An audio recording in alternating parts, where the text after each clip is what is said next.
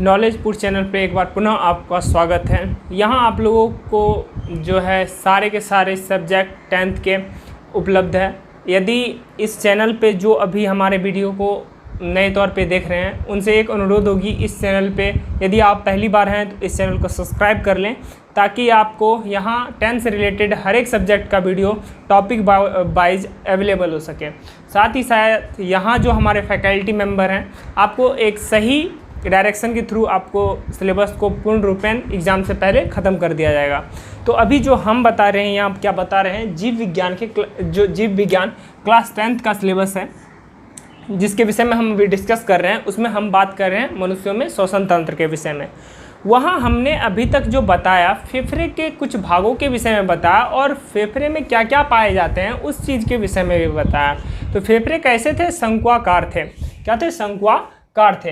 तो अभी जो हम बात करेंगे इसके हम चौथे भाग और फेफड़े को मिला देने पर पांचवें भाग के विषय में बात करेंगे, जो डायफ्राम जो था वो क्या था? मेरा एक हमने आप बताया था कि एक पतली पट्टी होती है जो क्या करती है, वो नीचे से क्या करती है, फेफड़े को प्रोटेक्ट करता है, एक मतलब सुरक्षा प्रदान करता है। और आप बाद में पढ़ेंगे सेप्टम क्या होता है। सेप्टम क्या होता है? दो पेशियों के बीच में जो स्थान होती है, खाली स्थान, उस चीज़ को ये बोलता है सेप्टम। ठीक है, जो कि आप खासकर उस चीज़ को हृदय जब पढ़िएगा उसमें देखिएगा। तो डायफ्राम के विषय में जब हम देखेंगे, यह श्वास नली का वह भाग है, या श्वास नली नहीं बोलिए, श्वसन तंत्र का श्वसन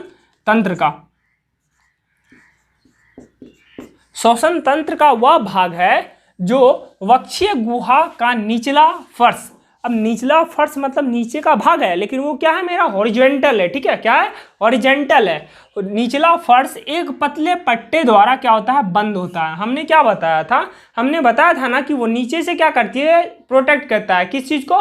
हृदय को। क्या करती है? सुरक्षा प्रदान करता है। तो कौन? मेरा डायफ्राम। तो उससे क्या कहते हैं हम? जिसे डायफ्राम कहते हैं। समझने में कोई दिक्कत? समझने में दिक्कत हो तो आप कमेंट सेक्शन में कमेंट कर दीजिएगा। ठीक है, अब देखिए इसके कुछ दो पॉइंट है जो कि आपको बड़ा ही रोचक लगेगा और ये दोनों चीज जो है आपको नोट डाउन करना चाहिए इसके साथ। यह वक्ष एवं उदर, आप देखिए वक्ष और उदर ये दोनों क्या है? भाग है। किस चीज के भाग है?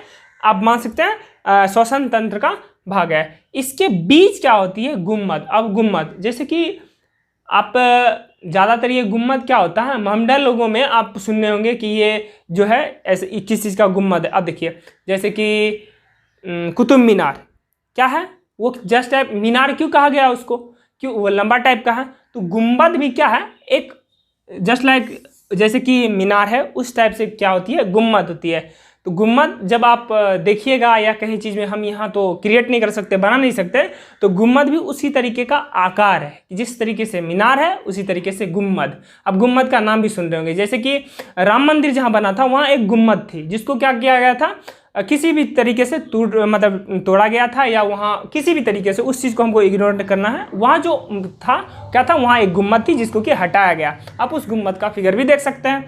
तो उस गुम्मद के समान क्या होती है? एक पेशी होती है जिसको क्या कहते हैं? मतलब पेशीय सेप्टम के समान पेशीय सेप्टम है। कौन? मेरा जो डायफ्राम है वो। ठीक है, क्या है वो? यह वक्ष और उदर के बीच गुम्मद के समान पेशीय सेप्टम है। अब देखिए हमने सेप्टम के विषय में बोला कि हम चर्चा करेंगे आगे, लेकिन दो पेशियों के बीच, तो यहाँ पेशियां कौन कौन से थे? दो भाग था या दो अंग था। कौन? वक्ष और उदर। इन दोनों के बीच में जो गुम्मद मतलब कि खाली स्थान पाया जाता है। गुम्मद क्या होता है? खाली, मान सकते बीच में होल हो, कुछ जगह खाली हो, उस टाइप से आप जब देखिएगा डायग्राम तो आपको समझ में आएगा। तो वो क्या कहलाएगा? सेप्टम कहलाएगा। कैसा सेप्टम? पेशीय सेप्टम कहलाएगा। ठीक है, सेप्टम मतलब ही होता है दो भागों के बीच के खाली स्थान को बोलते हैं। जब ऑब्जेक्टिव करवाएंगे तो आपको उस चीज को हम एक बार डिनोट करवाएंगे। ठीक है, तो देखिए उच्छ्वास में जो होता है ये के समय डायफ्राम जो होता है वो संकुचित होता है। तो आपको बताए थे कि अंतःश्वसन, एक बोले थे उच्छ्वास। तो सांस छोड़ने की प्रक्रिया में क्या होती है? समय डायफ्राम जो होती है वो संकुचित होता है। ऑब्जेक्टिव में पूछा था इसलिए आपको नोट डाउन करवा दिए इस चीज को कि उच्छ्वास के समय क्या होती है? डायफ्राम संकुचित होती है। ठीक है, इस चीज को आप नोट डाउन कर लीजिएगा। अभी जो हम बात करेंगे इसके आगे, मेरा जो श्वसन तंत्र था, मनुष्यों में श्वसन तंत्र वो खत्म हुआ। लेकिन इसमें क्या होगा, जब मनुष्यों को जब करंट लगता है, क्या करता है, जब बिजली की झटके महसूस होती है उस समय, और जब मनुष्य क्या करता है, पानी में डूबने वक्त क्या होती है, उसकी श्वसन तंत्र क्या होती है, काम करना बंद हो जाती है। उसको कृत्रिम रूप से किस तरीके से उसको क्या किया जाए कि उसका जो श्वास नलिका है या श्वसन तंत्र है किस प्रकार से काम करेगी, मतलब कृत्रिम श्वसन तंत्र किस रूप में बनेगा, उस चीज के विषय में हम अभी चर्चा करेंगे। तब तक इस चीज को नोट डाउन कीजिए। अब देखिए, अब यहाँ जो हम बात करेंगे, अब यहाँ हम बात करेंगे, आपको बताया कि हम अभी क्या खत्म हुआ, अभी खत्म हुआ मनुष्यों में जो श्वसन तंत्र थे वो किस प्रकार से काम कर रहे थे, और मनुष्य का श्वसन तंत्र किस प्रकार से काम कर रहा था उसको देखें। अब जब मनुष्य का श्वसन तंत्र क्या होगा, किसी भी कारणवश काम करना बंद कर दे, ये दो ही काम से होगा या और बहुत सारे काम से भी हो सकता है। जब ज़्यादा रोने लगते हैं उस समय हो जाता है, ज़्यादा रोने के समय आप दांती लगना बोलते हैं ना, उस समय क्या होता है, बेहोश हो जाता है आदमी, का सांस भी रुक जाता है, कभी कतार होता है ऐसा काम। तो उस कंडीशन में हम क्या करते हैं, किसी भी कंडीशन में क्या होता है, नाक बंद कर देते हैं और मुँह दाब देते हैं। ऐसा नहीं करना चाहिए, ऐसे में आदमी की मृत्यु हो सकती है। उनके कुछ मतलब कि काम है, उस काम को हम आपको प्रोसेस वाइज समझाएंगे कि किस तरीके से उस चीज़ को क्या है हम उसको हटाया जा सकता है। उस चीज़ जो आदमी आप बोल सकते हैं कि मूर्छित अवस्था में है, मतलब बेहोश हो गया हो, तो उसको क्या करेंगे हम, एक सुचारू रूप से उसका श्वसन क्या हो, काम करने लगे। उस चीज़ का हम प्रोसेस किस चीज़ में जानेंगे, कृत्रिम श्वसन में जानेंगे। तो कृत्रिम श्वसन क्या होता है, पहले इस चीज़ को हम देखते हैं। मनुष्यों को बिजली के झटके या पानी में डूबने के फलस्वरूप या कभी कभी ज़्यादा रोने के फलस्वरूप कुछ समय बाद क्या होता है, श्वसन तंत्र काम करना बंद कर देता है। मतलब कि श्वसन क्या होती है, तंत्र करना बंद कर देती है। क्या करना, काम करना बंद कर देती है।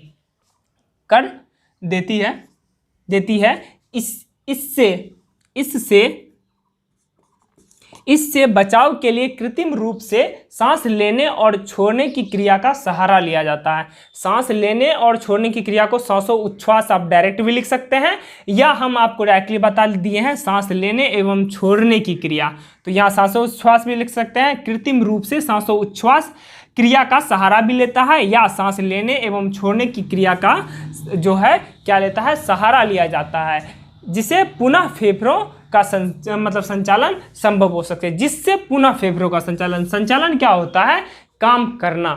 फेफड़ों का जो होता है पुनः संचालन जब तक संभव नहीं होगा तब तक क्या होगा, मनुष्य जीवित नहीं रहेगी। यदि सांस जो होती है 2 से 3 घंटे तक लगातार यदि बंद रहे तो क्या होगा, और मेरा जो है हार्ट फेल हो जाएगा, और फेल होने के बाद क्या होगा, एक बाइक ऐसी काम होती है और जिसके कारण क्या होता है, आदमी मर जाता है, मृत्यु हो जाती है आदमी की। तो जिससे पुनः क्या होता है, फेफड़ों का संचालन संभव होती है। वो क्रियाओं को किस रूप में हम पुनः संचालित किया जा सकता है, जैसे बिजली के झटके या पानी में डूबने या ज़्यादा रोने की सहायता से। तो ये कृत्रिम श्वसन निम्न चरणों में किया जाता है। निम्न मतलब कि कुछ चरणें जो कि निम्नलिखित हैं, नीचे आपको लिखित है, किस रूप में है वो हम आपको एक एक करके बताएंगे, और उसके प्रोसेस को आपको अच्छे से समझना है। आप प्रैक्टिकली तौर पे देखे भी होंगे, बहुत सारे ऐसे आदमी होंगे जो अभी 10th में पढ़ रहे हो और आपके घर के बगल में या कहीं घर के बाहर या कहीं और अनदर जगह ऐसा चीज़ आपको देखने को मिले, और कहीं आपको देखे होंगे कि बिजली के झटके महसूस होते तो कैसे करते हैं। सारे आदमी जो है क्या करते हैं, सरसों के तेल से पैर और हाथ को रगड़ना शुरू कर देते हैं, जिससे कि शरीर क्या हो, गर्म होना शुरू कर दे, क्या हीट ज़्यादा हो। उस समय क्या होता है, मेरा शरीर क्या होता है, ठंडा पड़ जाता है। क्यों ठंडा पड़ जाता है, ये बहुत सारे कारण हैं।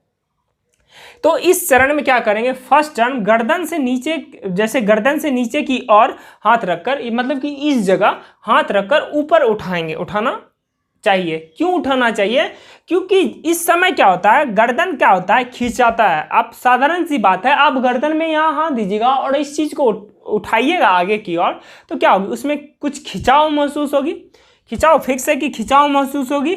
और उस खिंचाव महसूस होने के कारण मेरा जो 2 मार्ग था, श्वास नलिका और जो मेरा जो आहार नलिका था, वहाँ क्या होगा, मेरा वायु मार्ग क्या होता है, खुल जाता है। क्या होता है, ओपन हो जाती है, चाहे ऊपर का हो या चाहे नीचे का। कुछ खिंचाव जब आप किसी चीज़ को खींचते हैं तो क्या होता है, मान लेते हैं एक समान मान लेते हैं कि मेरा ये पाइप है और इस पाइप में क्या है, ये पाइप क्या है, रबर जैसा है। क्या है, रबर जैसा है।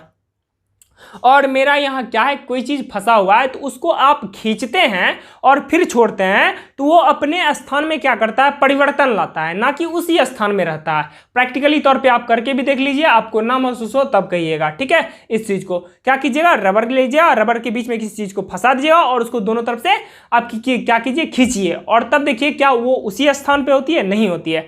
तो ये क्या होती है, उस जो काम होती है, हो सकता है, संभव है, ऐसा नहीं कि होगा ही ऐसा बात नहीं है, ऐसा हो सकता है। तो फर्स्ट कारण क्या है, ये मेरा। अब देखिए आपको, तब तक आप इस चीज़ को नोट डाउन कीजिए, आपको 2 पॉइंट इस चीज़ के विषय में और लिखाएंगे और उस चीज़ को प्रैक्टिकली तौर पे कैसे करते हैं उस चीज़ को तब तक इसको नोट डाउन कीजिए।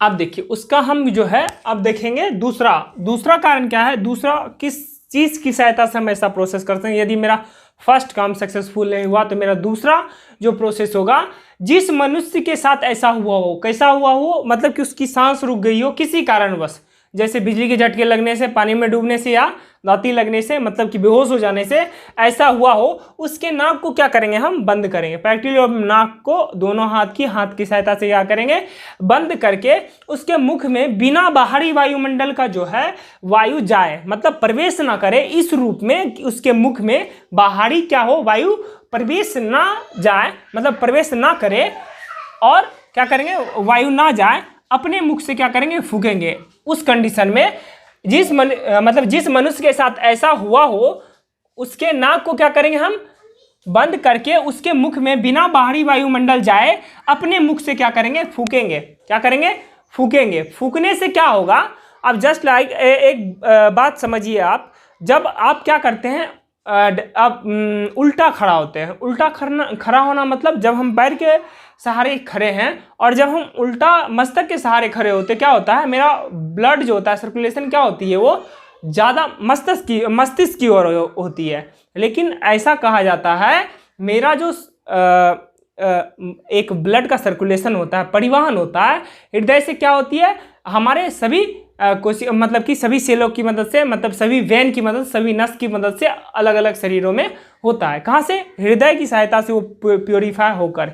लेकिन बनता कहाँ है मेरा रज्जु में बनता है। किस चीज़ में, कोशिका रज्जु में बनता है, मतलब आप ये मान सकते हैं रीढ़ की हड्डी में। और सारे के सारे कनेक्ट जो टिश्यू होगी वो कहाँ से कनेक्ट होती है, हमारे मस्तिष्क से। मस्तिष्क से कनेक्ट होती है।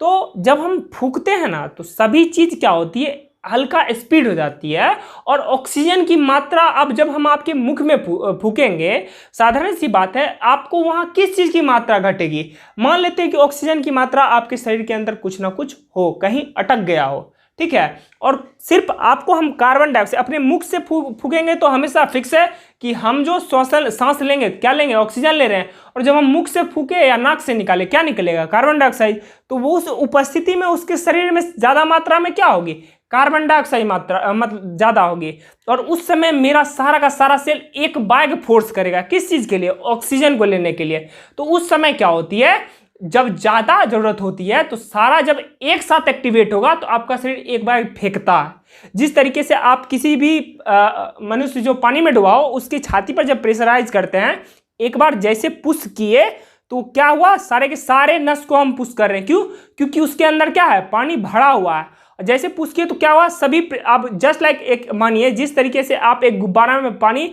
भरे हैं और उसको दबाएंगे, पानी क्या होगा, बाहरी चीज में फेंकेगा। तो हमारा शरीर क्या है, सभी तरफ से बंद है, और उस चीज को दबाएं और फिर एक बार छोड़ेंगे तो क्या होगा, मुख से क्या होगा, वो पानी क्या होगा, फेंकेगा। तो वही कंडीशन यहाँ भी होगी। वो क्या होगी, मुख के अंदर क्या होगी, बिना किसी वायुमंडल के जो वायु प्रवेश किए उसके मुख में क्या करना है, हमको फूकना है। ये कंडीशन दूसरा हो। और ये कंडीशन जो आपको है, ये कंडीशन जिस कंडीशन से आप मुख में फूक रहे हैं, उसको आपको 15 से 20 बार दोहराना है, जब तक उसमें कुछ ना कुछ परिवर्तन ना आ जाए। संभावना है कि वो परिवर्तन आ जाएगी। अब वो आदमी अब उस मान लेते हैं कि आदमी का क्या हो गई, मृत्यु हो गई हो, तो वो आदमी कैसे जीवित होगा। तो इस चीज को आपको ऐसा लगे, इस काम को आप क्या कीजिएगा, 15 से 20 बार आप उसको रिपीट कीजिएगा।